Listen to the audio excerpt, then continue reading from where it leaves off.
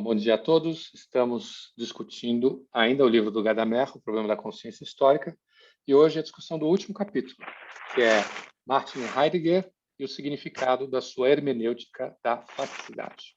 Aliás, não é esse não, né? Desculpa, enganei. É o último capítulo, é outra. São o esboço dos fundamentos de uma hermenêutica. Ops, falha minha. Vamos começar na saudade inicial, então? Vamos começar pelo Rodrigo. Rodrigo.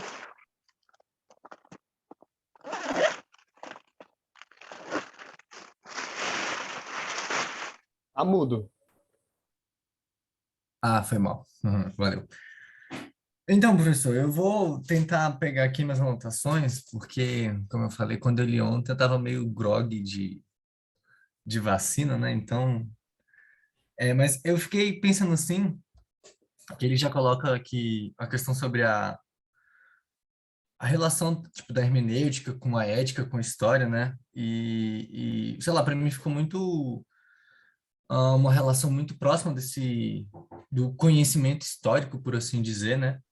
Essa questão de uma leitura ser feita só por um ser que é histórico, que se compreende como histórico, da mesma forma a gente encara a ética, né? Por exemplo, ser ético, ter consciência ética é ser ético ao mesmo tempo, né? Consciência da coisa, né, do qual você faz parte. Mas aí eu fiquei pensando muito, porque tipo, ele dá vários exemplos sobre a questão, o conceito de compreensão, né? A ideia de compreender, que ele vem trazendo várias perspectivas, né? E aí tem uma parte aqui que eu anotei que... Ah, não, tem outra coisa que ele fala da questão da neutralidade objetivista, né? Que eu acho interessante, que acho que é um ponto que já mais ou menos batido para a gente conversar, mas que é sempre bom colocar, né? Dessa impossibilidade e de, enfim, aceitar isso, né? Que eu acho que talvez entre até dentro dessa questão ética também, né? Não, sei lá, colocar em perspectiva ou como um pressuposto que a gente sabe que não é possível, por assim dizer, e a gente ficar insistindo nesse pressuposto. E, enfim, aí a questão da hermenêutica, né? Ela deve partir do fato de que compreender é estar em relação a um só tempo com uma coisa mesmo que se manifesta através da tradição e com uma tradição de onde a coisa possa me falar. Que é a questão inclusive do objeto que a gente está falando, né? Porque quem vai dizer para a gente é o próprio objeto, né? No nosso caso, por exemplo, as pessoas, que o método como a gente vai proceder, né? Mas eu vou só ouvir mais hoje, professor. Tá bom. Muito obrigado, Rodrigo. Vamos, Thaís. E você, Thaís? Sobre esse último capítulo, que eu acho interessante também é um pouco, voltando também ao que a gente discutiu na outra aula, sobre, acho que essa história individual e a história coletiva, assim, eu acho que, eu não sei, eu acho interessante como que essas relações podem ser feitas, e eu acho que, voltando também um pouco naquele conceito de ética também que a gente discutiu na última aula, como que essa individualidade se relaciona com o coletivo é uma questão que eu fiquei pensando sobre na leitura também. Não sei se eu tenho muito a contribuir também. Também deixar os outros colegas falarem mais hoje. Tá ótimo, Thaís. Obrigado. E você, Nayara?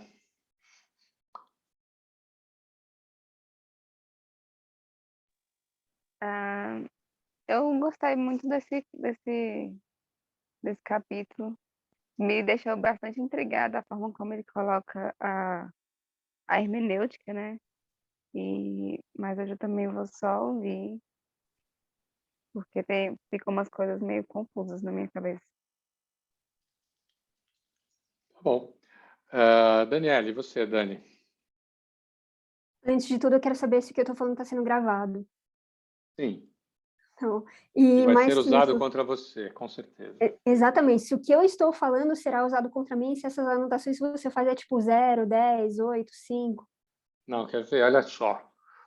Vou falar do Rodrigo. Rodrigo, ele ficou pensando na relação da hermenêutica e história próximo da história. Um ser histórico que pensa a história, a consciência de fazer parte. a impossibilidade da neutralidade objetivista. Eu tenho interesse no que vocês dizem. Vamos lá, Daniela. Ó, aquele livro, O Ser e o Tempo, é isso? É. Ele é um livro famoso. Eu achava pelo título que seria de literatura, tô brincando, né? Mas, assim, que seria um livro agradável. Mas, assim, pelo que está dizendo aqui, eu acho que eu vou abandonar essa questão de hermenêutica, porque se eu tentar fazer uma formulação, Aristóteles diz aquilo, eu estou me confundindo de novo com o projeto de Gadamer para hermenêutica. Se eu falo Heidegger fala tal coisa, eu estou falando do Gadamer de novo. Porque não dá para fazer direito uma separação, onde é que é o Heidegger, onde é que é o Gadamer. Porque ele se apropria das coisas e ele retrabalha sem dizer, aqui eu estou retrabalhando. Então eu desisto. Desisto e nem sei dizer assim exatamente que o Heidegger é, mas só sei dizer que é muito interessante e não sei exatamente no que ele errou. Essa é a minha contribuição. Pois é, mas é porque ele está dentro dessa. Ele foi aluno de Heidegger. Então ele está ali está discutindo com o pensamento do outro. Mas enfim, a gente vai chegar lá, não se preocupe. Vamos. E você, Caio? Professor, achei difícil. Acho que assim, deu para pegar bastante coisa, mas eu achei, no geral, essa coletânea aí do Gadamer meio difícil, né? Achei bem filosófico, assim. Eu particularmente não estou muito acostumado, né, a ficar entrando muito nesse debate, assim. Mas tiveram algumas coisas que me chamaram a atenção, assim, né?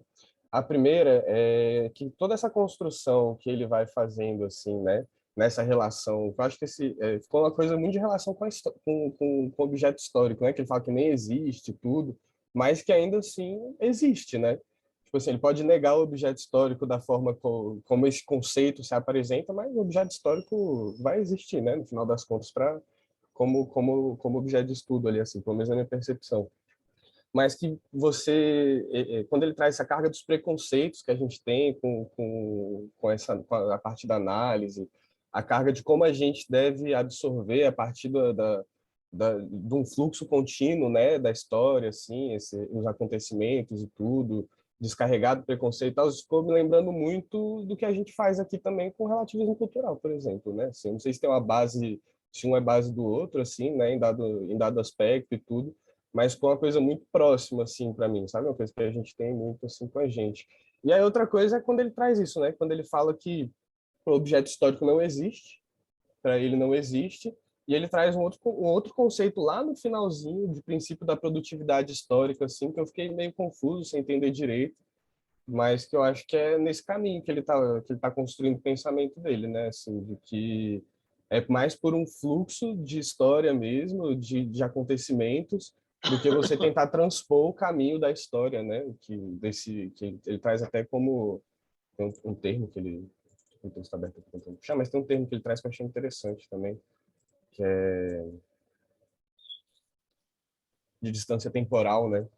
Que é como é visto esse tempo, assim, né? Da análise do historicismo, assim, não sei.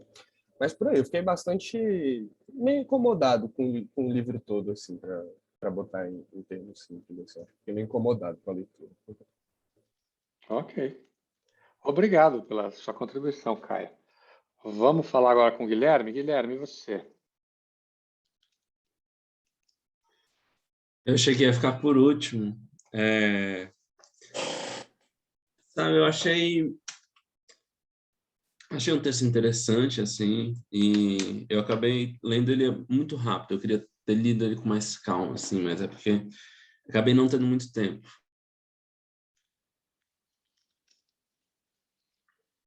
Acabei de terminar de ler. Mas estava lendo um texto que falava sobre a leitura de texto, né? E já é uma coisa que dá uma bugada assim na cabeça.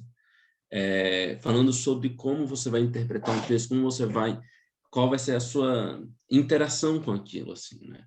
E ele falando como ler um texto, eu pensando, pô, eu tô fazendo tudo errado, então, né? Aqui eu não sei ler, eu tô fazendo tudo errado, né? Mas, porque, primeiro, ele traz essa questão de você se colocar essa visão de você tem que entender o espírito do autor, né? E aí eu já lendo aquilo eu pensei, não é isso, né? Só que aí ele desconstrói essa noção de você entender o espírito do autor para você conseguir compreender o texto, aquilo que o texto está trazendo, né? E aí essa parte eu achei interessante, assim, mas ainda ficou um pouco obscura, assim, na minha cabeça, porque são muitos conceitos diferentes que eu não estava familiarizado, né? Com isso que ele está debatendo. Não estou familiarizado com esse debate. Mas ainda assim, achei interessante ele trazendo toda essa visão de Heidegger e a gente se pensar, eu acho que ele está pensando, Caio, nessa questão que ele vai trazer sobre objetivismo, essa crítica ao objetivismo, de você se criar uma visão de que aquele objeto, ele é uma coisa fixa e presa naquele momento, assim, né? E eu acho que ele vai trazer uma visão de que o tempo, né, a história, a maneira de você entender a história, ele pode ser construído, ele pode ser revisto de diferentes maneiras em diferentes partes da história. Pelo menos foi o que eu entendi. Não sei se é exatamente isso que ele está querendo trazer. Mas... E aí eu também achei muito interessante, que ele vai falar um pouco mais na frente, essa questão sobre o preconceito. E eu acho que foi uma parte que eu mais consegui... acho que eu vou talvez mais conseguir aplicar assim no dia a dia. É o preconceito que a gente tem com o texto, que a maneira que a gente vai estar se relacionando com ele, né? Então a gente já tem ideias, bases e noções amplas do que é que o texto vai trazer para a gente, né? E que inteligibilidade a gente vai tirar daquele lugar. E aí, se a gente se a gente é confrontado com essas visões, né, a gente acaba perdendo a noção do que aquele texto pode ser. Mas eu acho que é exatamente sobre isso, é a gente confrontar os nossos preconceitos quando a gente vai ler um texto. Só que eu nunca tinha pensado assim, qual é o sentido que eu quero tirar desse texto antes de ler um texto. Eu só ia lá e li um texto, né? Só que eu acho que a gente pode levar isso para diversos lugares, não só um texto acadêmico, ou na hermenêutica que ele está trazendo aqui, que geralmente são textos sacros, né, e históricos, mas assim, quando você vai ler uma carta, ele traz esse exemplo, quando você vai ler uma mensagem de texto online, quando você vai fazer uma etnografia de grupos de Zap, né, que isso é uma coisa, a gente vai fazer uma etnografia do grupo do Zap. Qual é o contexto, de onde aquela pessoa que escreveu aquela mensagem estava pensando quando escreveu aquilo, sabe? Eu achei isso um pouco mind-blowing, assim, sabe? Mas aí é só isso mesmo. Obrigado, Guilherme. Foi ótimo. Axa, comentários? Oi, professor. Assim, eu tive uma impressão engraçada. Parece que no final, nesse último capítulo, ele estava já puto, assim. Não sei se vocês repararam, mas ele estava tipo assim, gente, falando as coisas, né? Que ele, por exemplo, o historicismo positivista é ingênuo e tarará, tarará. Aí depois ele fala assim, toda compreensão hermenêutica começa e termina com a coisa mesma. Aí ele fala, repito, começa e termina, tipo assim, parece que ele estava bravo, sabe? Colocando as questões dele. Eu achei isso engraçado. Depois eu queria que o senhor comentasse um pouco sobre a questão da relação circular, né, das partes do todo. Ele fala um pouco sobre isso e eu achei interessante essa parte. Depois eu queria que o senhor só comentasse assim, um pouco sobre isso. E a distância temporal, né, como fundamento de possibilidade positiva e produtiva de compreensão. Essa parte, ela rende muita coisa, né, porque você pensar a questão da distância temporal como o que realmente é válido é só o que a gente está vivendo agora, no momento, ou então não, a gente tem que considerar o passado sim. Enfim, dá muita discussão isso aí, é interessante também, acho que vale a pena tratarmos sobre isso. Ok, obrigado, Axa. E você, Bárbara, você quer fazer algum comentário? Professor, não. Por enquanto, não. Ok. Tá bom, gente. Muito bom os seus comentários.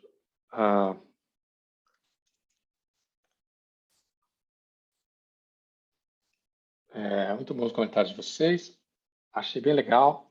Agora, tem algumas coisas que a gente precisa falar antes de mais nada. A primeira dele é a seguinte pergunta. Ele está propondo um método para a hermenêutica?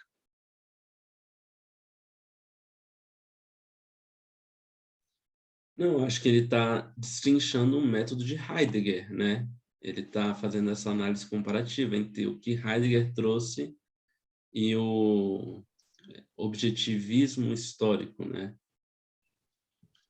Eu acho que tem uma parte Ah, que ele fala. Ele chega a falar sobre isso, se ele está fazendo um método ou não. Agora, eu não lembro, eu acho que ele disse.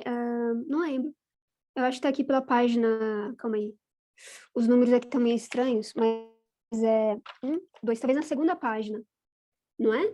Que ele fala se ele está discutindo, fazendo método. bom, isso acho que a gente precisa falar mais disso. O que vocês acham? Vamos lá, a discussão está presente. A Daniele acha que sim, né, Daniele? O Guilherme acha que não. E Eu acho que aí? ele falou muito superficialmente, viu? Ok. O que você acha, Caio?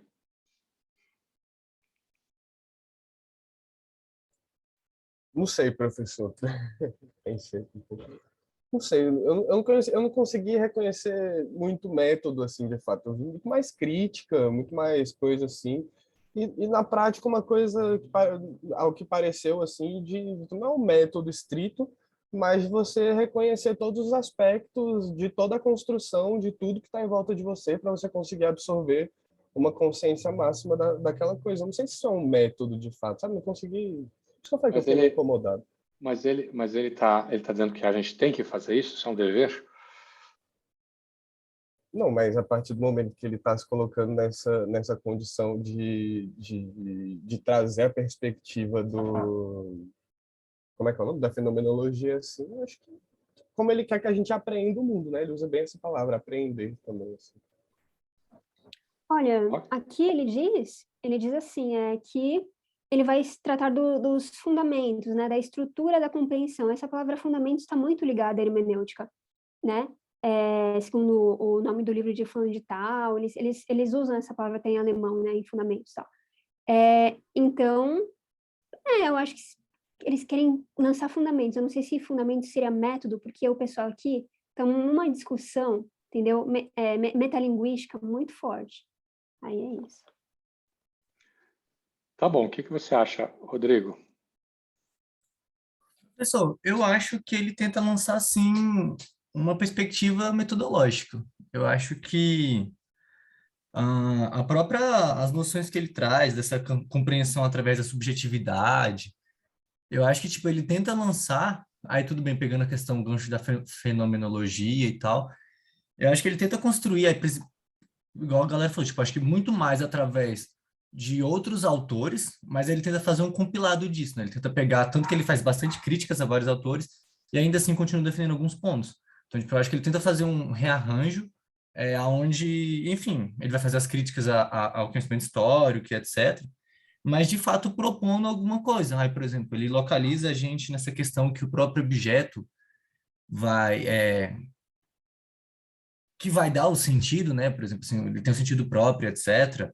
A questão do não é o contexto que traz para a gente, é o próprio objeto, no sentido que a gente dá para ele lá na hora, não o contexto que ele é apresentado para a gente.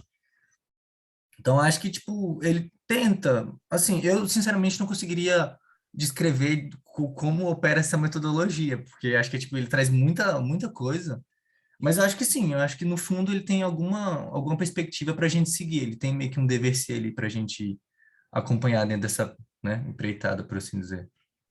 O que você acha, Axa?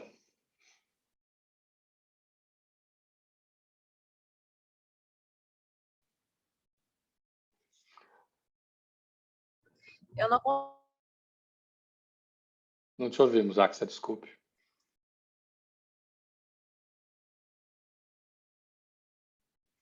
Está com Oi, problemas no professor? micro. Não Estamos te entendi, ouvindo tá agora. falhando. Está falhando. Tá bom, Axa. Vamos passar então para a Thaís. Thaís, o que você acha? Eu acho que eu concordo um pouco com o Rodrigo, assim, no sentido de que eu senti que, ao mesmo tempo, não é um manual, assim, de metodologia, igual a gente lê, pode ler outros autores, assim, que ele dá, tipo, um passo a passo de como fazer isso, mas eu acho que ele propõe uma perspectiva de interpretação do mundo, assim, então ele propõe uma reflexão filosófica de como você acho que interpretar o mundo. Eu lembro que tem essa parte, até essa passagem, a gente acho que até falou um pouco sobre isso na última aula, sobre as interpretações pessoais e coletivas. Então, eu acho que nesse sentido ele faz, sim, uma reflexão metodológica de como enxergar a história. Tá bom. Eu vou Eu acho divergir. que Fala. assim, eu acho que não é nem não é, mas o vir a ser que vai se construir de acordo com o bababá, bababá, babá que Gadamer sempre fala.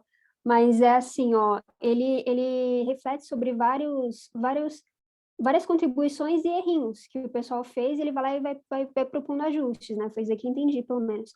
Agora, sim, você disse que o método do Gadamer é o do encontro, é isso? Não, não foi isso que eu disse, mas tudo bem. Vamos passar para a Bárbara, que está ansiosa aqui, querendo dizer algo. Não, eu também concordo totalmente com o Rodrigo. Eu acho que sim, porque eu vejo que essas tentativas dele de criticar outros autores, né, do passado, é meio como se ele estivesse pegando a base que já existia e fazendo pequenas correções, assim, mas ele está propondo uma base de partida para as pesquisas, né? Então, eu acho que sim. Tá bom. Eu acho que não.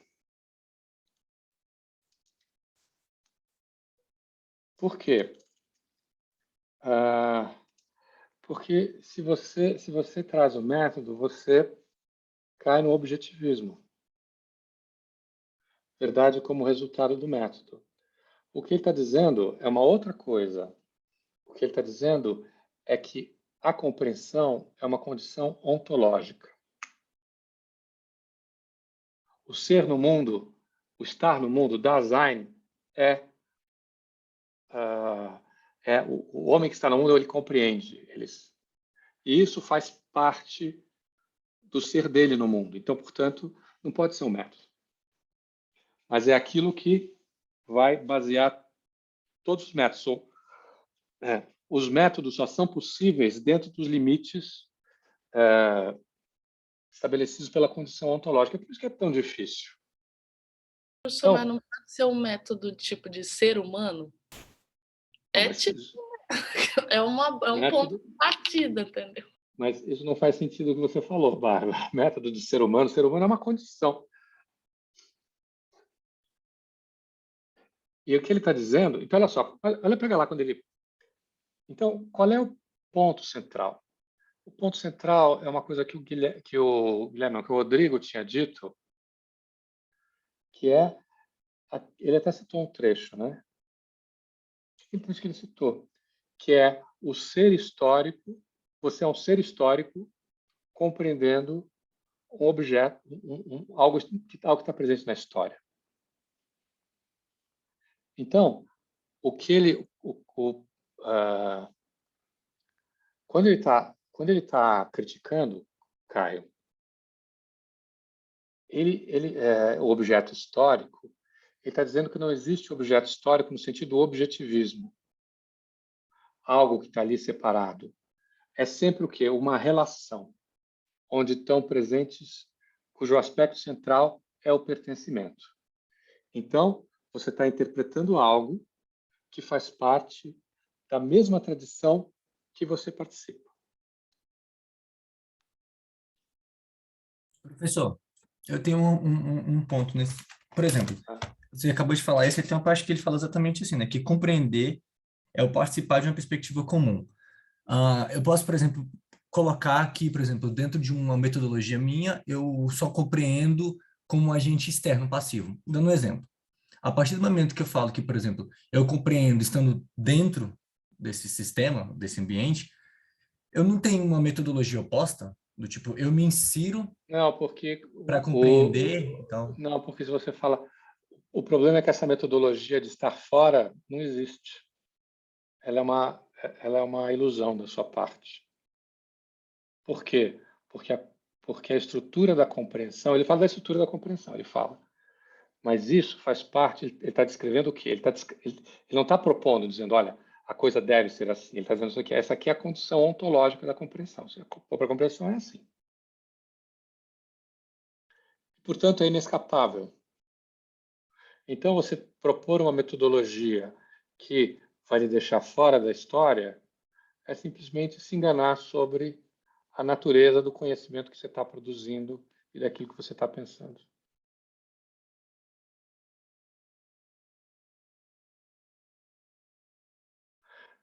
Isso, no fundo, é muito fácil de enunciar, mas é muito difícil de compreender. Por quê? Porque a gente está acostumado com a ideia de que a verdade é o resultado do método, que é o que ele estava criticando lá no Descartes. E que ele, quer dizer, então, veja,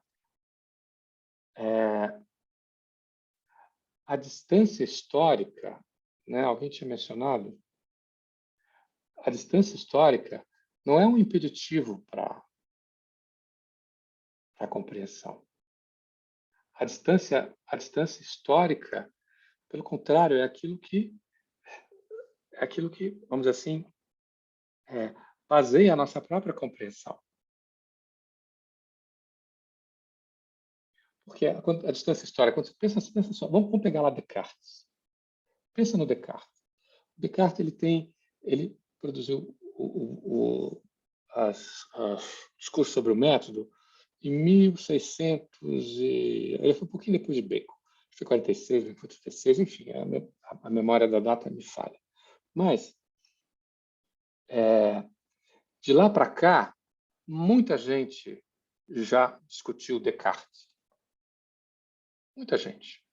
Ele tem uma coisa absolutamente central no pensamento, inclusive várias coisas. Ele que introduz a questão, o que eu posso conhecer? Ele introduz essa duplicidade entre corpo e alma, que vai pegar o nosso pensamento ocidental e vai.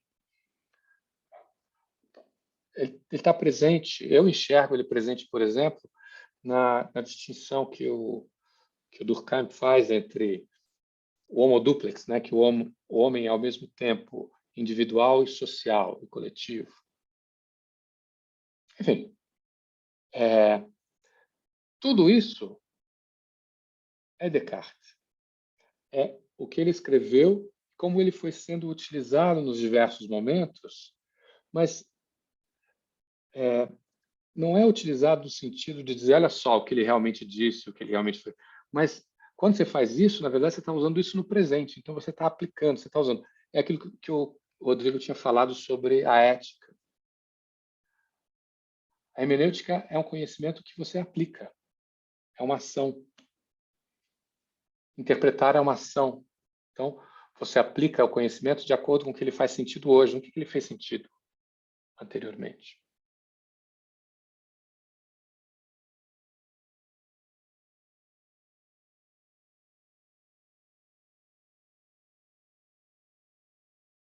Fez sentido para vocês? Isso é super importante. Se vocês quiserem, a gente fica um pouquinho mais aqui. Para mim fez, aí eu acho que ele estava falando de outro ponto, mas assim, para mim, né, ligou bastante quando ele fala que o Heidegger, ele está certo e se coloca o procedimento dele, né, faz parte assim, de uma tarefa universal, como se existisse um fundamento, um método, algo uno na Mas não é o hermenêutica. método. Calma. Não é o método. Eu coloquei entre aspas esse método, aqui não estou escrevendo, Okay. senão estaria. Tá. Que se apresenta em todas as suas agências, tal, uma consciência histórica e hermenêutica. Então, quando você se vê, você vai ler aquilo lá, sabendo que você tem preconceitos, mas que eles não estão completamente errados. E aí você vai fazer o tal do círculo hermenêutico que a outra menina perguntou, né? Axa, desculpa me chamar de menina, Maria. Aí, você pega assim, né? Você vai ler aquilo, você já sabe que você tem preconceitos. Você vai falar, algumas maneiras que eu interpretei estão certas, outras são absurdas. Você descarta as absurdas. Aí você pega... Enfim, é isso. Né? Não sei se tem que fazer e refazer, mas é no sentido de ampliar cada vez mais a compreensão e sem estar errado. Tem que estar fiel ao texto ao mesmo tempo. Esse é o círculo hermenêutico. né? E o Heidegger, ele faz parte dessa coisa de você saber que você tem preconceitos, ideias erradas, e suas palavras não são exatamente as que o texto usa, o autor também tem suas próprias palavras, tem que ver isso e tal. Bárbara. Professor, o que é o método? Vou botar uma pergunta. Porque eu acho que o texto responde um pouco assim, pensando nisso do DK que você estava falando, essa questão do que eu posso conhecer que está presente no DK, eu acho que o texto do Gadamer traz um pouco assim, como que você falou que é a base, né? Realmente parece a base que vem antes do método. Mas, ao mesmo tempo, eu ainda fico sentindo que pode ser um método, porque como não tinham essa compreensão que ele traz antes, os outros autores, então eu acho que ele meio que adiciona para o método um pouco assim. Mas, enfim, eu acho que ele fala um pouco do como eu posso conhecer nas ciências humanas, né? E por que isso não é um método? Tipo... Não é isso que ele está dizendo. O que ele está dizendo é o seguinte, que a estrutura da compreensão precede o método. E que o método, portanto, ele está limitado por essa estrutura da compreensão. O que isso significa? Eu já diz algumas coisas aí que a gente pode dizer. Por exemplo, é uma ilusão achar que existe um objeto das ciências humanas como um objeto das ciências naturais. Que ele existe em si mesmo, independente de mim. Que ele está lá. E que... Não. Eu não preciso me relacionar com a gravidade para estudá-la.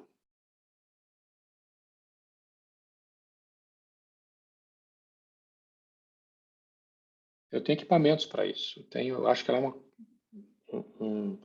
mas outras pessoas não. Eu preciso saber como elas pensam. Eu preciso me relacionar com elas. Tem Então, o problema... Tem duas questões aí, acho que práticas, que surgem. A primeira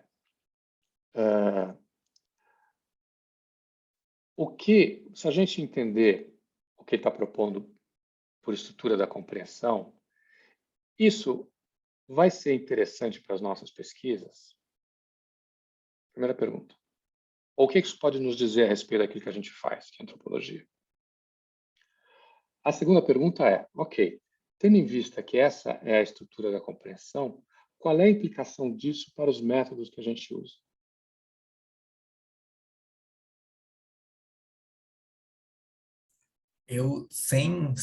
Assim, eu acho que, por exemplo, eu acho que eu consegui pegar o ponto que me deixou em dúvida sobre a questão de ser ou não uma metodologia, né? Porque, enfim, no começo, desde né, que a gente foi lendo o livro, ele já vai criticando a questão da metodologia. Esse era um ponto. Quando chega no final, para mim, acho que para mim foi uma dificuldade. Porque, por exemplo, ele coloca desde sempre que, por exemplo, é o próprio objeto que vai dar um método, né? Tipo, não existe um método a priori. Então, começa daí. Então, beleza. Só que quando ele chega no final, aí ele começa a usar a questão lá da estrutura circular de compreensão do Heidegger.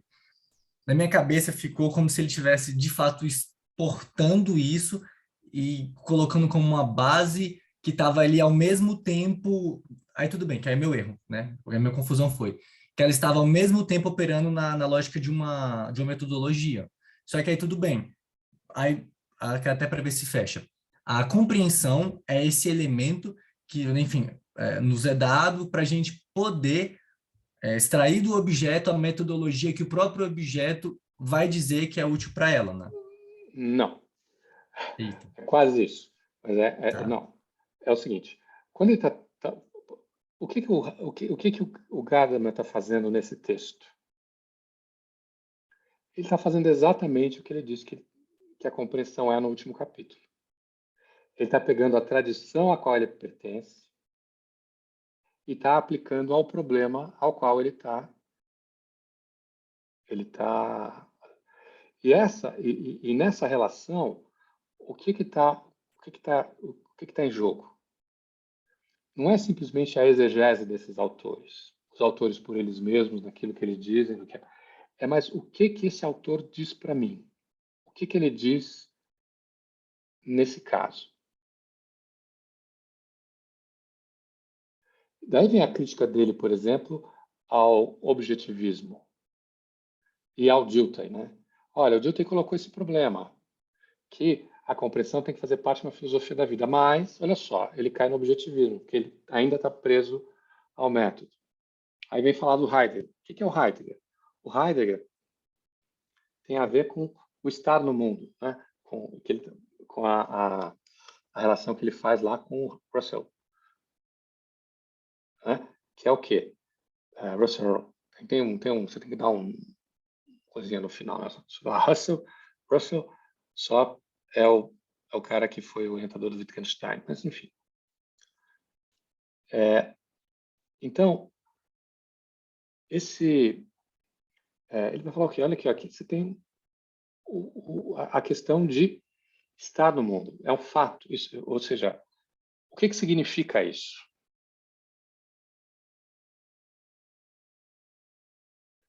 É colocar, olha só, ele vai uma frase lá na página 40. Compreender é a forma originária de realização do ser aí no mundo, o ser aí humano enquanto ser no mundo. É uma condição ontológica. Aí ele vai para Aristóteles. O que Aristóteles é interessante?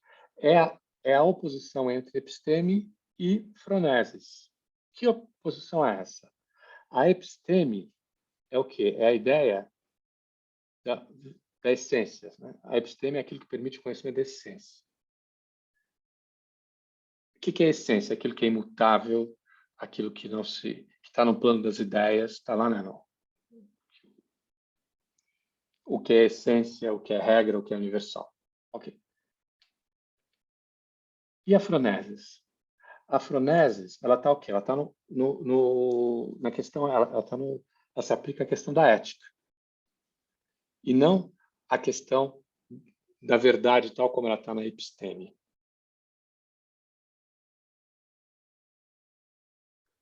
A questão da ética, ela é o quê? Ela tem a ver... Você saber o conhecimento ético e aplicá-lo são coisas muito diferentes. Porque a regra geral, ela não tem a ver com o caso particular, né? Na regra geral, não necessariamente ela se aplica àquilo que está ali presente naquele momento. Então, o que você precisa fazer? Você precisa fazer essa relação, que, por sua vez, não está submetida a uma regra. Tem a ver o quê? Com coisas que com a experiência, a sabedoria, etc. E ele vai fazer, vocês lembram? Ele vai fazer lá três oposições à regra. Ele vai falar, tem alguma coisa parecida com a técnica. Tá? Mas tem três diferenças. Primeiro, a ética você nem aprende, nem esquece. Ela tem a ver o quê? Com uma decisão que você toma. Não é simplesmente uma aplicação de uma técnica impessoal, imparcial, não. Depois, a relação entre meios e fins é completamente diferente na técnica e na ética. Na técnica, eu posso decidir não aplicar um meio, por qualquer motivo. Na ética, se eu decido não aplicar, eu já estou tomando uma decisão ética. Depois, na ética, diferente da técnica, você tem refletir sobre os meios que você vai usar, faz parte da própria ética. Porque ela não tem a ver com uma relação de fatos brutos, despidos de qualquer significado. Não. A ética se relaciona com o mundo de sentidos, de significados. Que se modifica quando a questão é outra. Então, assim, o que ele quer dizer isso como método tem a ver com o seu objeto? É que o que você vai usar ou não depende da situação em que você está, depende da história, o que você vai usar para compreender, o que você vai usar para... Isso não está dado anteriormente, por nada. Nem muito menos a dimensão que ele está querendo colocar. Que é o quê? Que é a descrição da estrutura da compreensão, que se realiza como? na ontologia, no estar no mundo. Olha, a Thaís, depois eu passo a palavra para você, Bárbara. Primeiro eu vou passar para a Thaís. Thaís. Eu fiquei um pouco com dificuldade, até um pouco do que a Bárbara falou, assim, sobre o que é o método. Mas eu acho que até com você falando, eu acho que eu entendi um pouco melhor, assim.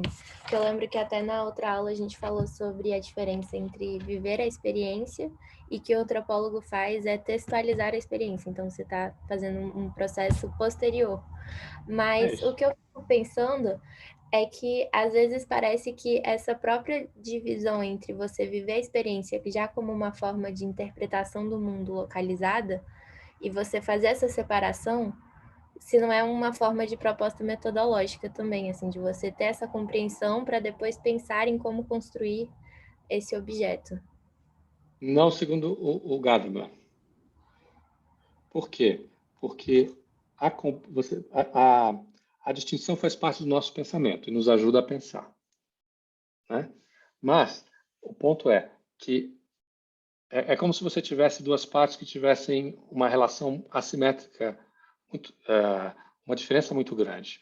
Uma é o encontro, o pertencimento. O que isso significa? Significa no limite que você, o outro, não é o objeto, mas você é o objeto da relação. Então, por exemplo, o que isso quer dizer de uma maneira... Essa coisa é difícil de dizer mesmo, então, mas eu estou tentando aqui bravamente. Que quando você está numa relação, você pode ter uma relação instrumental com outra pessoa. Então, por exemplo, você quer manipulá-la de alguma maneira. Você quer... Mas isso você está relacionando com a outra como um instrumento. Como algo que você manipula, como algo que... Então, não tem uma relação de compreensão. Tem uma relação mais próxima da técnica, né, se você preferir. A outra atitude é de você... É aquela que está presente na hermenêutica, que é você deixar-se dizer algo pelo outro.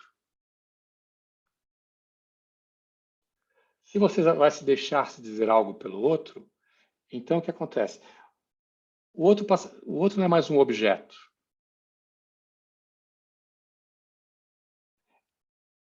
O outro é um lugar de encontro. Uma possibilidade de encontro. E você está contida pelo encontro. E não o encontro... Eu tô assustada. Ah, sim, é uma pessoa mesmo.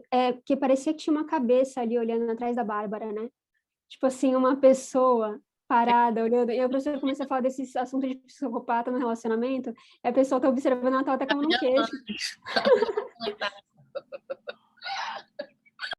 Qual é o nome da sua mãe?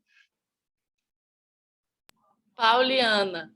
Pauliana. Oi, Pauliana. Fala, oi, Pauliana. Oi, Jesus. Tá bom. Vamos lá, Bárbara. Você queria falar, Bárbara. Olha só que mãe carinhosa. Fala para ela de trazer também. Fala para ela trazer um chocolate quente, que eu estou vendo que aí está meio frio, né? Tá frio. Não, mas então, eu sei que eu vou fazer essa pergunta, não porque eu estou querendo ficar criticando, é mais para eu conseguir entender mesmo, né? Assim. Não se preocupe. Eu não vejo nenhuma pergunta para mim. Toda pergunta vale a pena. É que, tipo assim, eu sinto que o que ele está criticando, quando ele critica os autores, né, os aspectos de como os autores compreendiam as ciências humanas, né, eu sinto que ele está criticando o método das ciências naturais que está presente, mas o método das ciências naturais. Aí eu fico pensando, por isso que, para mim, eu sinto um pouco que ele está fundando uma perspectiva metodológica das ciências humanas. Tipo, como uma... Até porque também, assim, eu sei que é assim, ele está explicando como é a realidade. Sim, só que o fato dele textualizar isso, ninguém tinha feito. Então, é um esforço também de... Tinha. Do que você está tudo certo. Tá tudo certo. A única coisa é que as pessoas tinham feito, mas ele critica, dizendo que não foi suficiente.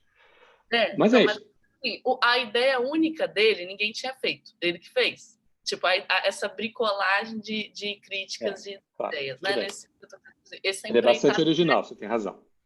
Isso, esse é o aspecto original dele. Aí eu fico sentindo que ele está, tipo, de fato, querendo abandonar as características do método, a tentativa dos outros de pegar o método como era das ciências naturais, que fundou a ciência, também outras coisas, e que estão presentes ainda, e meio que inaugurar um método que tem a ver com a compreensão que é nato das ciências sociais, entendeu? Eu sinto isso, mas não sei se...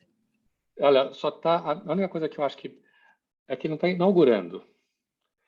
Primeiro, ele não está inaugurando, porque ele está dizendo que isso sempre foi assim. Então, essa é a condição de ser histórico. Então, se você acha que é diferente, você simplesmente está errado, você está se enganando sobre, em um certo sentido, se alienando do seu ser histórico. Eu sei, não, professor, eu agora entendi você falando isso de não estar inaugurando, ficou mais claro. Mas, ao mesmo tempo, levando em consideração que tudo isso está sendo textualizado e que a ciência também é uma forma de compreensão do mundo e que as ciências humanas, em toda a sua evolução, por exemplo, desde lá na antropologia, os evolucionistas e tudo, isso tudo faz parte da história do pensamento, entendeu? Da forma como a gente compreende. Então, eu ainda sinto um pouco, mas eu entendi essa parte do inaugurar, clareou bastante. Porque não inaugura, só é assim, né? Mas, enfim, eu ainda acho que inaugura, dentro da tradição das ciências humanas, inaugura uma perspectiva, assim, que propõe coisas diferentes, entendeu? Metodologicamente. Você tem razão. Agora, não tem aí uma proposta de um método. Ele não é um cientista social. Ele não vai... E mais, olha só, tem uma coisa importante aí. Descartes, ele introduz um rompimento na filosofia, que até então era ontológica e passa a ser epistemológica. A questão deixa de ser como é o mundo e passa a ser como eu posso conhecer o mundo. Isso é em todo mundo. A gente pode citar Rime, Kant, e aí por aí fora, né? Todo mundo talvez não a tradição romântica, mas tudo bem, isso é uma outra história também. E eu estou pensando no Hegel, né? A ideia da dialética, enfim. O Heidegger ele vai sugerir o seguinte: olha, isso é uma distorção. A gente precisa recuperar a dimensão ontológica. Então, veja, quando você está fazendo essa distinção, quando você está falando de epistemologia, você está falando de método, como conhecer a verdade, quais são as coisas que eu posso utilizar, etc. Quando você está falando de ontologia, você está falando do quê? Da estrutura do ser, como é o ser. A ontologia não propõe um método nesse sentido. A reflexão, você pode até dizer que ela está baseada em alguns pressupostos, enfim, ela é teórica, ela é filosófica, ela é lógica, você pode pensar tudo isso. Mas são coisas que se pretendem diferentes. Mas aí eu não sei, eu sinto que, assim, primeiro que essa diferenciação, essa marca de diferenciação entre o que é ontológico e o que é epistemológico, é uma corrente de pensamento, né? Porque se a gente for parar para pensar, tudo na vida só é, né? E tem outras tradições e culturas que não vão se ocupar de ficar destextualizando e picotando e descrevendo. Toda razão. Então, eu acho eu sinto que ele meio que tenta diminuir um pouco essa distância entre a epistemologia e a ontologia, percebendo, primeiro porque ele percebe que só pegar as características as características de fazer das ciências naturais não é suficiente, não é eficaz, né? Ele meio que tenta aproximar essas duas coisas, como descrevendo qual seria o ponto de partida das ciências sociais, não sei. Porque tem uma diferença grande, que depois vai se consolidar entre o Erklärung e o Verstehen. Erklärung é a explicação, que é própria das ciências naturais, e o Verstehen é a compreensão, que é própria das ciências humanas. O que está em jogo aqui é o seguinte: Erklärung tem a ver com relações de causa e efeito, né? E você estabelecer teorias. o que não é isso que não vai ter nas ciências humanas, claro que vai ter, mas isso é um passo posterior. O Verstehen está na base. E o Verstehen, por sua vez, não pode ser reduzido ao método. É isso. Então, a partir... Quer ver, por exemplo? Vamos pegar para explicar um pouco melhor isso, vamos partir de uma questão que o Guilherme tinha proposto. Quando a gente estava começando, o Guilherme falou assim que ele pensou como que ele pode fazer isso na antropologia. E até ele disse uma coisa interessante. Olha só, que você tem que projetar primeiro. Eu estou lendo um livro, eu nunca pensei nisso. Que eu vou projetar alguma coisa antes. Mas pode ser uma boa ideia, né? É por isso aí que ele estava indo. Mas isso significa transformar o que o Gadamer está dizendo num método. O que ele está dizendo, que na verdade quem diz é o Heidegger, que é o seguinte: qualquer tentativa de compreensão parte de um projeto, parte de você, em direção ao que você quer compreender. Você pode até não ter... Isso não significa que você tem um projeto no sentido elaborado de ser uma compreensão, mas você tem alguma ideia que você vai aplicar, que é aquilo que você carrega com você mesmo. Que tem a ver o quê? Com a sua tradição. É a maneira como você se apropria da sua tradição e você aplica. Então, você vai levar isso para... Então, você tem um projeto. Então, vamos supor, você vai estudar uma outra sociedade. Ok? Aí você está lá naquela sociedade e fala assim, poxa, a pessoa vai lá, te ajuda, você pede assim, eu queria uma água e tal, a pessoa te dá uma água, você faz uma coisa e tal, aí você pergunta assim, quanto é que eu estou te devendo? Aí essa pessoa fica ofendida. O que foi que aconteceu aí?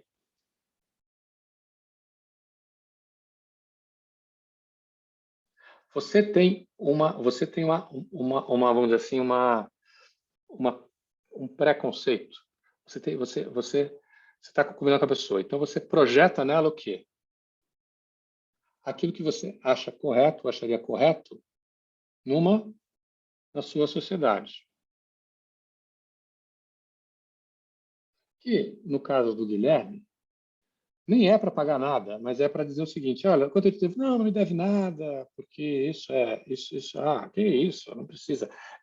É quase uma forma ritual de você estabelecer uma relação de troca, né? Tá? Muito obrigado pelo favor, você foi ótimo e tal, que dá inclusive ao Guilherme a oportunidade de falar, olha, muito obrigado, ser agradecido. Né? Dizendo que não está pressupondo que isso tenha sido generosidade dele. Né? Quando ele reconhece a generosidade, ele muda o registro. A pessoa que ouviu isso se sente ofendido. Por quê? Porque para ele isso não faz sentido nenhum. Essa pergunta é ofensiva, porque, por exemplo, na cultura dele, estar do lado da casa dele, onde ele faz o que o Guilherme pede, é algo que o dinheiro não tem lugar. Não tem. O exemplo é absolutamente fictício, é claro, mas o que está em jogo aqui? O Guilherme faz uma projeção. A outra pessoa resiste. Resiste em que sentido? Dizendo assim, olha, isso aqui está errado, não é assim que eu penso, não é assim que eu sou. Não é assim. O que isso força o Guilherme a fazer?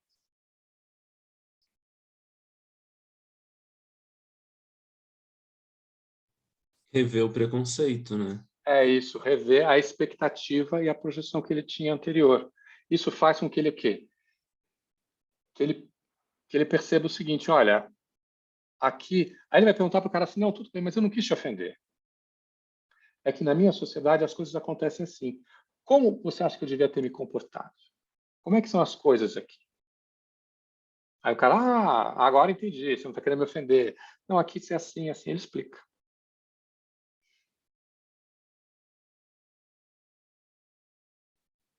O que aconteceu aí? Foi um encontro. Onde é que está o método?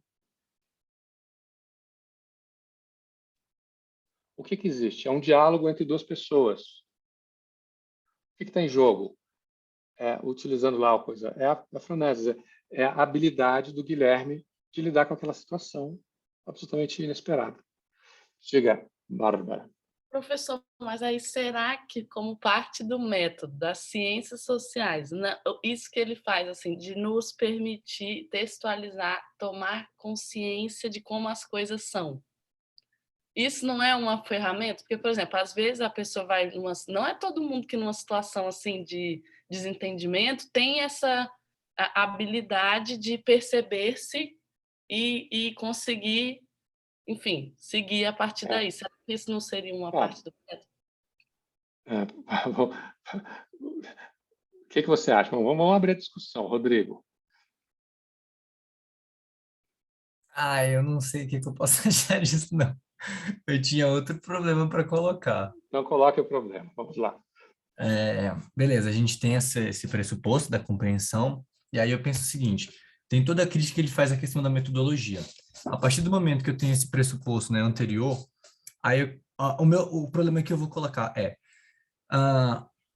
as metodologias que já existem são suficientes para a gente levar, né, em consideração todo o projeto de pesquisa adiante, por exemplo, já que até onde vai da minha perspectiva.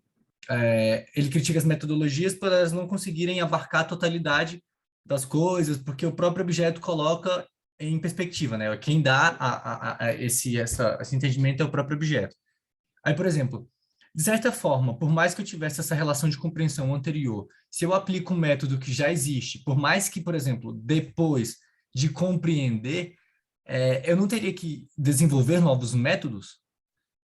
Porque eu fico pensando só que pegar um método já existente para depois de compreender o objeto em si, talvez seja uma maquiagem, por assim dizer.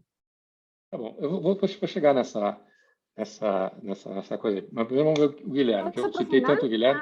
Não, vai o Guilherme. Vai lá, Guilherme. Eu só fiquei intrigado aí por esse questionamento que a Bárbara trouxe. E, tipo assim, eu não acho que é necessariamente um método, uma técnica, você reagir daquela maneira. Eu acho que vai mais para o que a gente estava discutindo sobre ética, porque você não é obrigado a reagir, a chegar a uma compreensão geral com aquela pessoa que você está interlocutando, sabe? Às vezes você pode ser mal compreendido, a pessoa ficar ofendida e acaba por ali o assunto também, sabe? E isso ainda é válido e você ainda consegue estudar, você ainda consegue tirar dali uma compreensão sobre a cultura, utilizando-se de métodos, utilizando de outras metodologias, de maneiras de se estudar aquilo. Mas não é exatamente... Eu acho que não existe uma cartilha de como você deve se portar, por exemplo, nesse tipo de encontro, sabe? Eu acho que isso vai mais da sua ética, da maneira que você compreende as coisas. Essas coisas são difíceis de mencionar mesmo. A Bárbara tem direito à tréplica. Vamos lá, Bárbara. Aí agora eu acho assim, será que vocês, continuando, tipo, apegados à pergunta de se o método é uma técnica que você vai aplicar, não é também um lugar que vocês estão ocupando, assim, de tipo, o método tem que ser uma técnica que eu vou pegar e vou aplicar? Porque eu sinto que, tipo assim, a ética tem a ver com a consciência, assim, com a consciência no momento da decisão. Eu acho que talvez, por exemplo, embora mesmo as ciências naturais às vezes não percebam, sei lá, eu vou jogar umas coisas aqui meio aleatórias. Por exemplo, nas ciências naturais, quando fazem pesquisas que usam pessoas, né? E aí, quais grupos esses pesquisadores usam para fazer testes, né? Vamos supor. Tem uma dimensão ética nos grupos escolhidos, em como a pesquisa é realizada, mesmo tendo técnica. As técnicas sempre têm uma ética, de alguma forma, entendeu? Para mim, assim, sempre tem algum nível de consciência e um nível de inconsciência. Eu sinto que as ciências sociais, elas se debruçam em perceber, elas incorporam um grau de consciência, entendeu? Maior a consciência no sentido de capacidade de se ver, de perceber, autoconsciência, assim. Aí eu não sei, eu acho que ficar tentando manter o método como uma técnica, ainda a gente está querendo dialogar com o método que existe, o conceito de método que existe nas ciências naturais. Por que a gente não cria o nosso conceito de método? Entendeu? Eu acho que o nosso conceito de método ele nunca vai ser como esse, de pegar uma técnica só e aplicar. Nunca, porque, entendeu? Não sei. Aí outra coisa, que ele estava dizendo assim, porque ele está criticando, o Guilherme falou, ele está criticando quem tenta as outras visões, os outros autores, porque eles não abarcam a totalidade. Mas eu sinto que ele, de alguma forma, busca abarcar a totalidade, não no sentido de trazer um resultado, mas no sentido de dizer, olha, você nunca vai abarcar a totalidade. Isso já é tentar abarcar a totalidade. Dizer que você não vai abarcar a totalidade, entendeu? Não sei. Tá bom. Vamos lá. Tem muita coisa para a gente discutir agora. Tem algumas coisas que estão confusas. Primeiro, vou começar de trás para frente. Você tem toda a razão. O método das ciências sociais não pode ser igual ao método das ciências naturais. Mas acho que já está o Gadamer já está no Gadamer na medida em que ele diz o seguinte, olha, tendo em vista essa estrutura de compreensão, o que eu posso retirar daqui está limitado pela própria ontologia desse encontro. O que isso é? Dessa perspectiva, você tem toda a razão. O método nas ciências sociais não é simplesmente técnica. Não é simplesmente exame, não são simplesmente passos para você conseguir um resultado. O que é o método nas ciências sociais? O que é metodologia?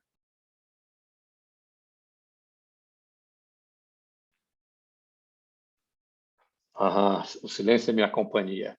Metodologia nas ciências sociais é teoria.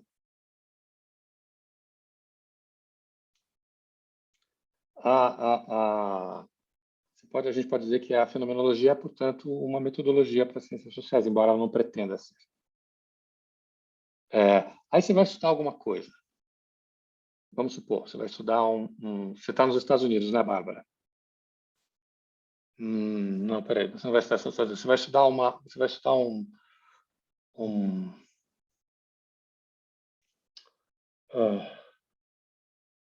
nossa, fugiu qualquer tipo de... Vamos supor que você resolve voltar para o Brasil e vai estudar os Yanomami.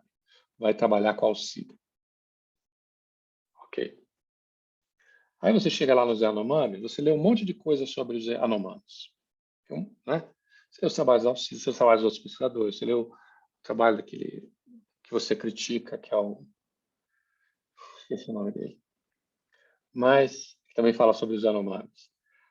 Você lê as coisas do Viveiro de Castro, você lê um monte de gente. Aí você chega lá.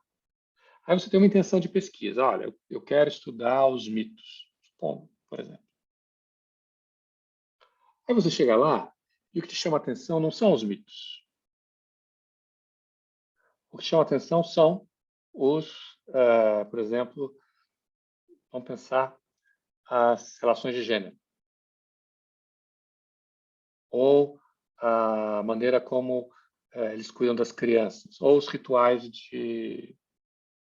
os rituais, né? De modo geral.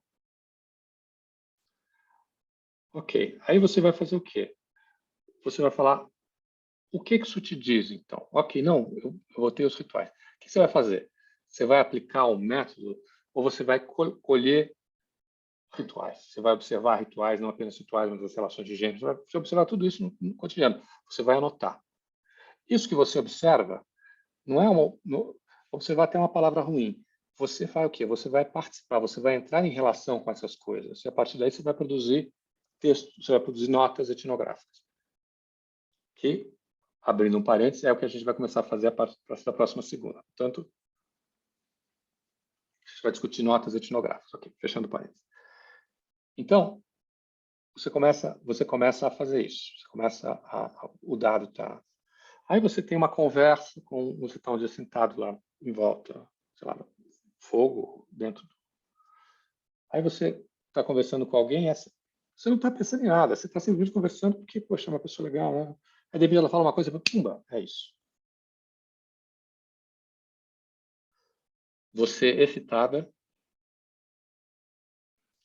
já não consegue mais prestar atenção nessa conversa. Você pega a coisa, vai lá e começa a anotar coisas que você pensou por essa... Ok, aí você passa o tempo em campo, você volta.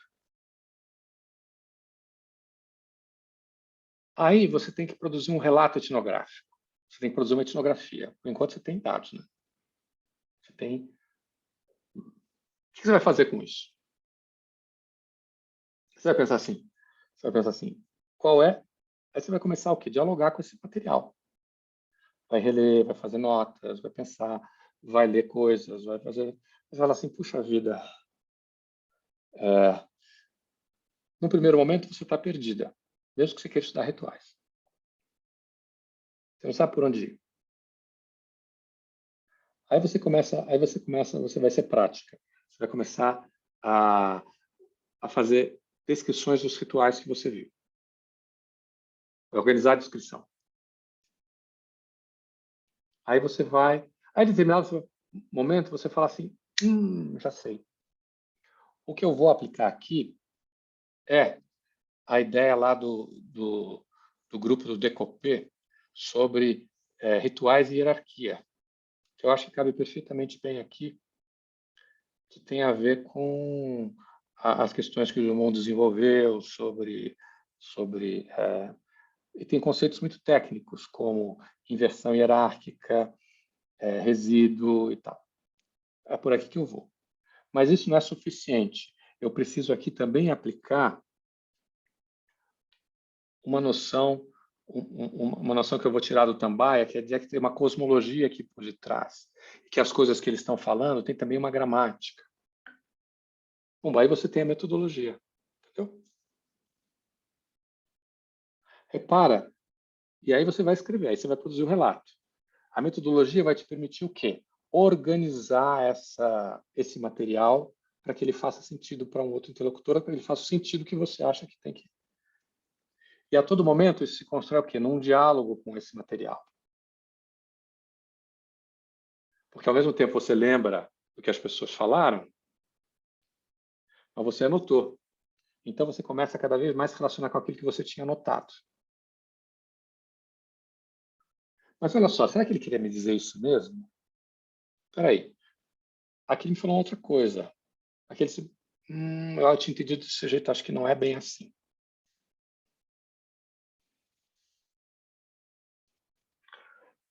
Aí, nesse momento, você vai fazer o quê? Você vai organizar a coisa. Você vai falar assim, bom, então eu vou pensar a sociedade. Você às vezes nem pensa, porque isso já está tão intrínseco na gente. Fala assim, a sociedade, então, você tem várias esferas, como, por exemplo, parentesco, etc. Mas eu não vou pensar parentesco, porque eu estou pensando em ritual, então ritual, essa aqui nessa dimensão não vai se aplicar. Os mitos entram por aqui, mas os mitos eu vou entender dessa forma. Olha a sua metodologia, olha a sua teoria. E tudo isso você vai usar para discutir, por exemplo, uma coisa que acho que é Chacon, que um outro sujeito tinha dito em relação, como você mencionou, alguma coisa que o Veros de Castro tinha escrito em algum lugar. Pronto. Fez sentido? Viu onde é que está o método? Agora, você tem razão. De todas as ciências sociais, é talvez a antropologia para quem essa percepção ela emerge com mais força.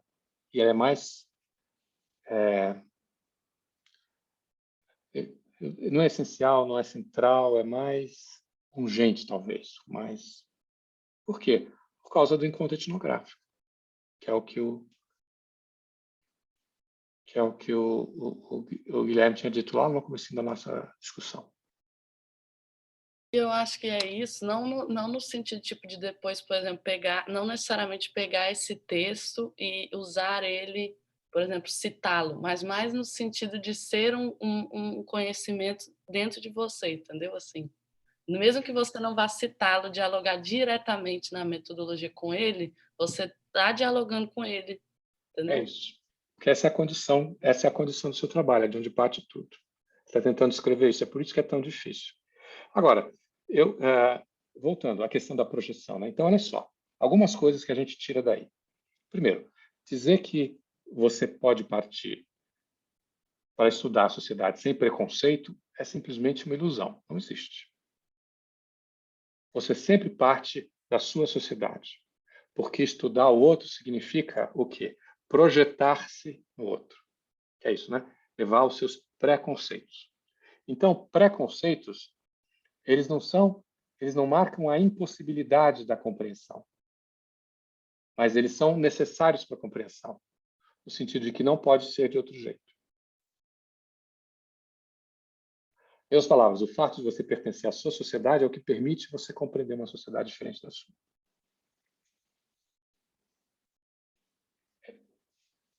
Segundo, a antropologia e esse encontro, ele tem o potencial radical de colocar em questão os seus preconceitos. É o que está falando no último capítulo. Trazer aquilo que você tomava como natural, como você nem discutia, para o primeiro plano da sua reflexão.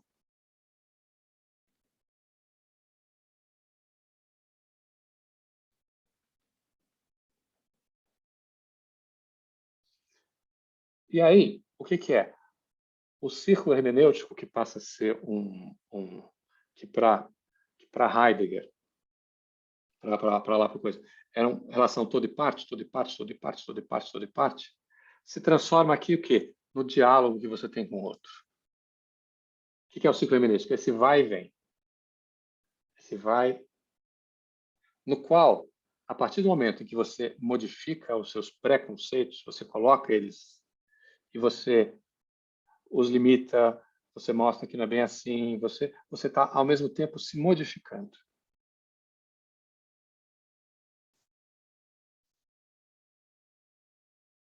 Então, agora, o que acontece?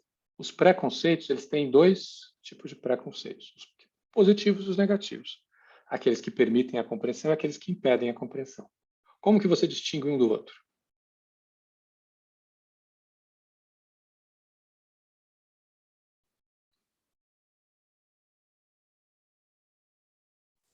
Pelo nível de razoabilidade, assim, isso daqui é absurdo, isso aqui, não? Não. Você não pode, isso só é possível no caminho, só é possível no a própria historicidade da compreensão, quando ela está caminhando. E você nunca tem certeza de que você abriu mão de todos, que você conseguiu perceber todos os seus preconceitos que impediam a compreensão.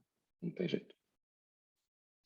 Mas é no caminho, é nesse diálogo que eles vão surgir. Às vezes, diálogo com outras pessoas que estão também. Isso a gente vê na história da antropologia. Ó, vocês estão falando, tá vendo? Essa sua coisa aqui é só masculina. Temos que botar alguma coisa aqui no gênero. Olha aqui, ó, isso é uma... essa distinção entre natureza e cultura não se aplica a essas sociedades. Olha, o Itão Lamelovski, olha, esse homem econômico não existe. Aí vai. Barra. Não, só porque do nada, você falando isso agora de que você nesse diálogo vai se transformando, né? Que eu estou fazendo psicologia da aprendizagem, a professora falou que aprender tem a ver com, na perspectiva que ela gosta mais, lá neurológica, tem a ver com transformar também. É só aí. Não, as coisas estão fazendo sentido. Pois é, mas aí, olha só. Abarcar a totalidade das coisas, que é uma expressão que o Rodrigo usou, muito imprudentemente, eu acho.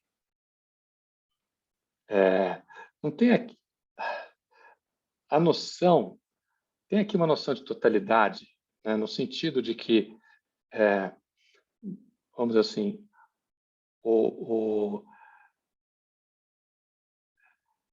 a compreensão, ela tem uma certa unidade, né, que tem a ver o quê? Com você pertencer, com a ideia de pertencimento. Então, alguma coisa que seja uma unidade maior. Então, nesse sentido, no caso, a tradição, ou no caso, ao encontro. Enfim, tem várias coisas. Mas não no sentido de totalidade de todas as coisas. Isso. Porque, inclusive, a hermenêutica nunca acaba. Por quê? Porque se interpretar é aplicar, e como o mundo muda, o que faz sentido hoje não necessariamente vai fazer sentido amanhã.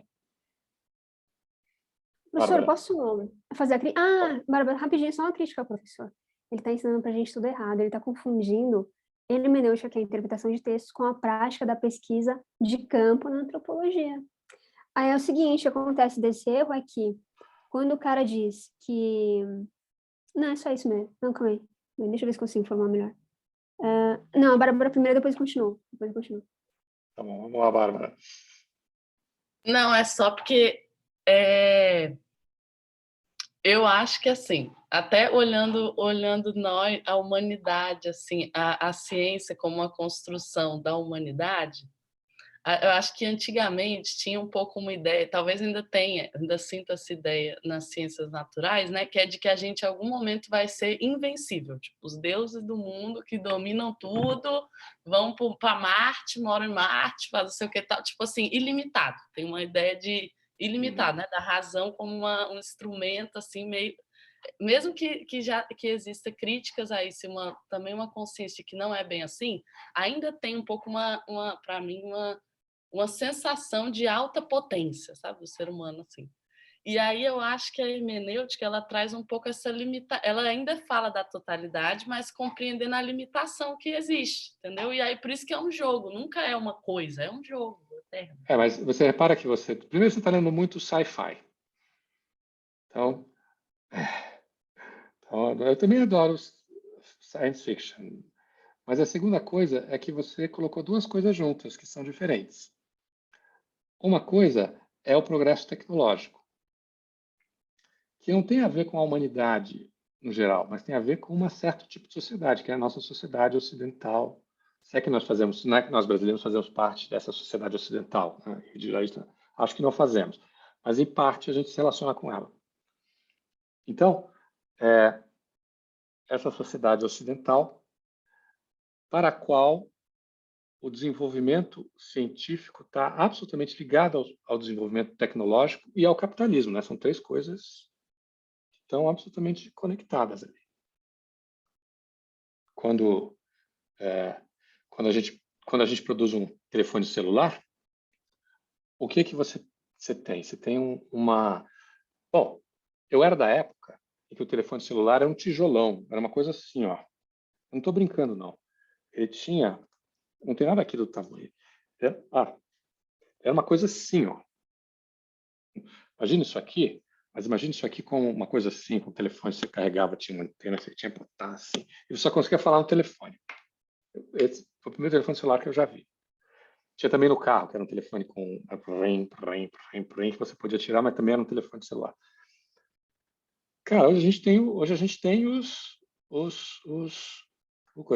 a quantidade de tecnologia envolvida nisso, ciência, vários campos da ciência, que conseguem ser colocados juntos a partir do quê? A partir do coisa que você tem um mercado de 8 bilhões de pessoas para comprar o celular. Senão você não conseguia fazer todo esse investimento. Isso é uma coisa. Então, eu acho também que um dia a gente vai conseguir sair da Terra, vai pegar a gente vai até o espaço-porto, né? E falar assim, não, agora eu quero passar férias em Marte, e vai para Marte. Aí a gente vai ter nanits, né, que são aqueles robozinhos dentro de você que vão te manter saudável, e você vai poder ter uma conexão aqui no seu cérebro, que vai, em vez da internet, eu vou poder conectar diretamente pelo coisa. Eu tenho aqui um assistente, e aí eu consigo projetar na minha visão assim as coisas, né? Eu não preciso que controle a minha saúde, que controla tudo. Eu posso utilizar, falar assim, não, agora eu quero ficar contente, então põe lá os hormônios que vão me deixar contente. Mas isso implica que a gente vai ficar mais sábio? Isso implica que a nossa vida vai ser melhor? Isso implica que essa é a diferença. Então tem uma coisa aí, isso significa que a gente vai ter uma existência diferente, que talvez a gente até hoje não consiga compreender. Os milagres, a gente vai ler o texto do Wittgenstein. É impossível dizer eu acho que eu estou de acordo, é impossível dizer que a ciência ela provou que não existem milagres, porque para olhar a coisa como um milagre é para olhá-la de uma maneira completamente diferente do que um fato científico. Bárbara, sua tréplica. É a última coisa que eu vou falar, gente, foi mal. Mas é só o seguinte, é que, olha, eu acho que esse exemplo que você deu aí do sci-fi, que vai ser uma existência diferente, né? Eu acho que existe, eu concordo totalmente, também vejo assim, como uma coisa diferente, não necessariamente não como um progresso, né? Uma coisa que vai linearmente, mas eu acho que existe uma expectativa das pessoas, talvez um pouco senso comum, assim, não sei de que pessoas eu estou falando também, estou só jogando aqui, de que a ciência vai romper barreiras. Seja as ciências naturais, romper essas barreiras, por exemplo, tipo espaço, de curar doenças que não eram curáveis, enfim. E existe uma expectativa, agora pensando nas ciências sociais, com a hermenêutica, a gente também tem uma expectativa de que a gente vai romper barreiras, de alguma forma, romper preconceitos e poder ficar nesse fluxo. Então, Mas pensa o seguinte, pega uma época lá pela década de 50, 60, quando se acreditava que o mundo ia, que a tecnologia está desenvolvendo, que a gente vai com coisas novas, o progresso e tal, não sei o quê. Aí a gente chega no século XXI, a gente tem o quê? A gente tem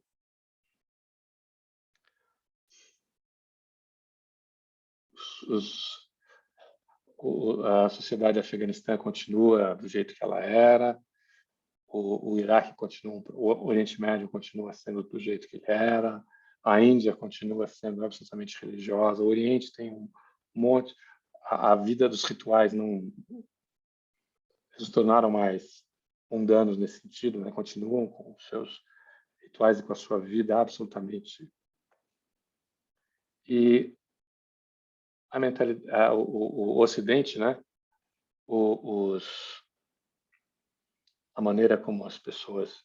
Eu tenho um texto ótimo que representa um pouco isso, né? Essa ideia do liberalismo, né? Desse progresso, que não é só dele, mas está ali no coisa. Eu tenho um pós-liberal que é um cara super de direita que eu gosto, que é chama-se John Gray. Ele vai dizer o seguinte: olha, o liberalismo é uma tradição como as outras. Ela não é nem melhor nem pior que as outras. Eu não posso simplesmente fazer esse julgamento. Eu não posso dizer que as outras maneiras de blossom, né, que é de florescer, seja florescimento, mas elas sejam ruins ou elas não tragam algo de importante para a humanidade, etc. Mas é a minha tradição. Isso me dá o direito de defendê-la. Olha que ideia legal.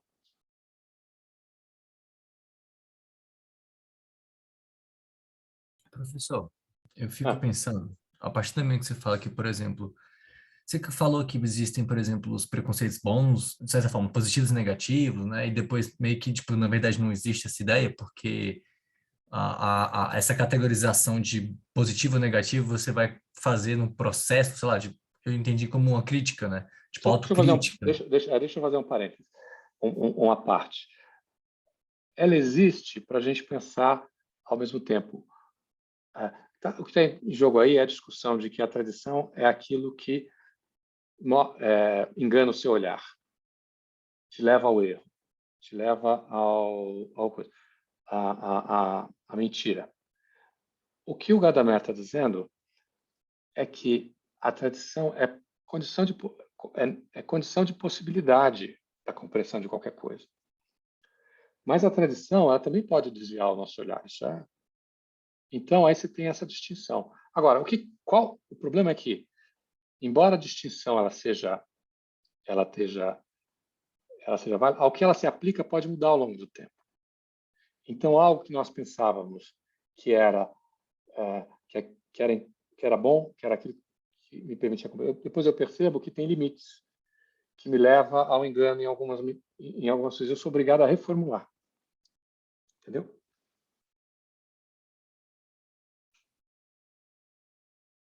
Mas, enfim, aí eu fico pensando o seguinte, por exemplo, dentro da perspectiva de que, por exemplo, eu parto de uma tradição para, por exemplo, participar ou compreender outras, enfim, eu fiquei pensando que fica um jogo muito, muito louco, assim, do tipo, A partir do momento que, por exemplo, eu vou entrar em contato com outras tradições, aí eu vou colocar em xeque os meus preconceitos e a minha própria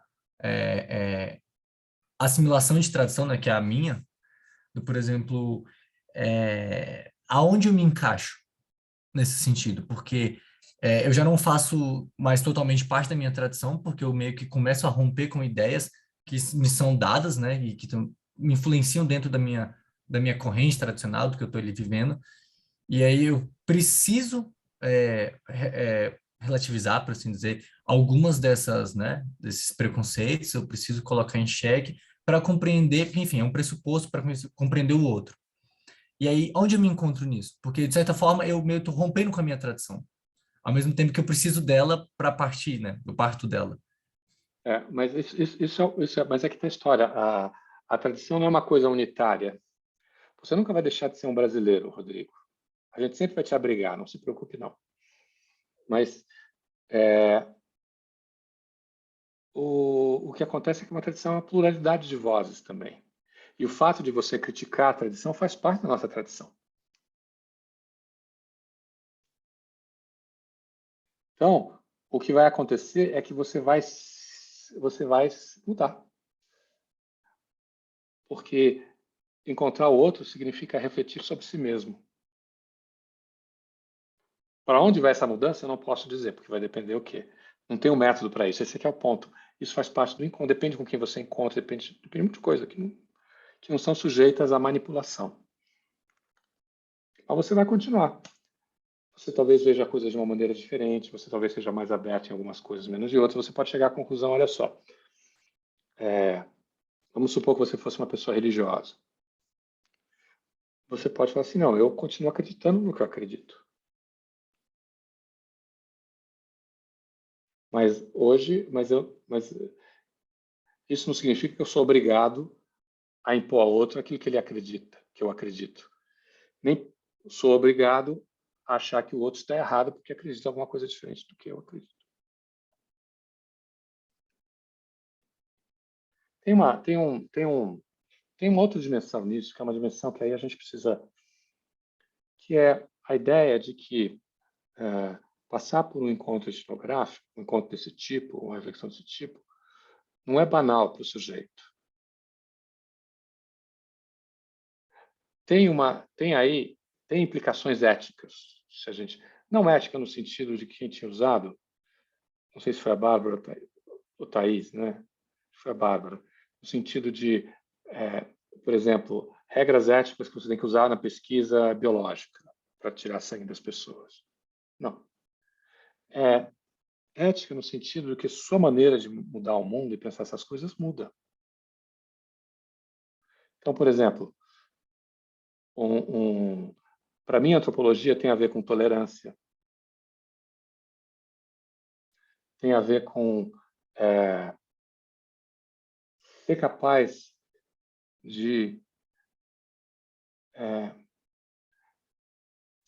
deixar-se dizer algo pelo outro, que é pensa só nisso, vamos pensar isso hoje no nosso universo político, onde a direita está a toda e essas pessoas estão falando. Eu posso ter duas atitudes em relação a isso. Eu posso entrar em guerra e de vez em quando a situação exige que você entre em guerra. Estou dizendo que não seja. Ou às vezes você pode tomar uma atitude. Não, vamos ouvir o que você tem a dizer. Posso não concordar, mas eu quero ouvir. Vamos dialogar.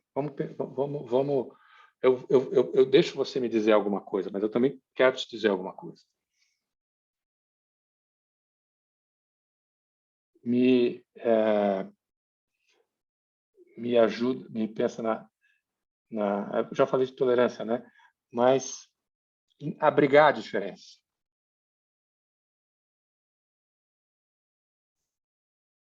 Em compreender que as relações que eu tenho com os outros estão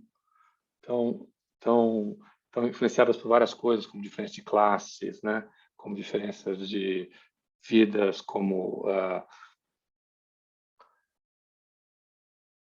estudo, dinheiro, onde você mora, tudo isso tem a ver com coisa. Mas nada disso tira o direito essencial que o outro tem à sua própria humanidade. E eu, para ser fiel ou consistente com o que eu entendo que a antropologia me ensina, eu tenho de ter carinho com essa humanidade. Seja lá qual for. Isso não significa que eu vou concordar com o que ele fez, isso não significa que eu vou dizer que ele está certo, isso não significa que eu vou... Tem uma coisa, o Gadamer tem uma frase no texto que vai dizer assim, compreender não significa concordar. Outra coisa. Isso tem sim a ver com relativismo cultural. Quem tinha dito foi exatamente o Guilherme, né, Guilherme? Acho que foi o Caio que falou sobre relativismo cultural. Foi o Caio, é verdade. Está aqui, Caio. É isso, Caio, tem a ver com relativismo. Mas, de novo, o relativismo é um problema também, porque ele tem coisas boas e coisas ruins. Mas, enfim, isso a gente pode discutir uma outra hora. E a gente pode ir encerrando por hoje, né? Então,